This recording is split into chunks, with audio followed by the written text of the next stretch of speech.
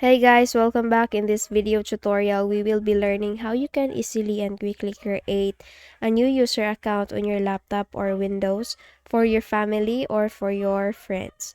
Now let's go quickly into the process. The first, make a right click on our Windows icon and then go to settings. Here from the left pane, we need to look for accounts, and then when once found, then go click on it. We need to scroll down a little bit to find other users, and here we need to click on add account.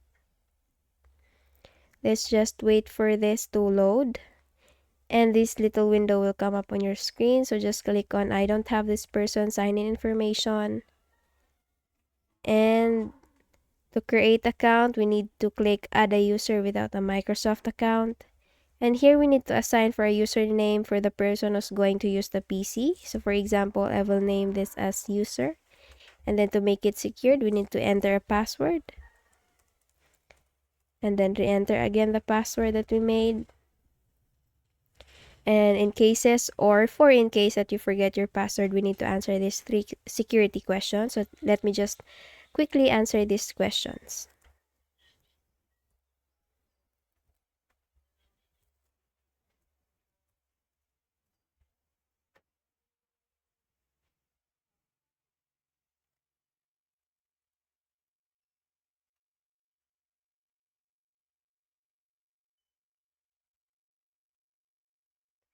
Now once done, we can now click on next.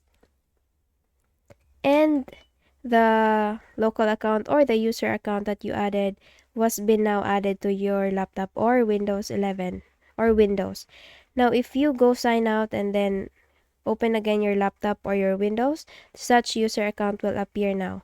So you can now easily sign into that local user account. So that's it. I hope this video has helped you. If it did, please don't forget to give it a thumbs up and subscribe to our channel. Thank you for watching this video. I hope I see you on the next one. Bye bye.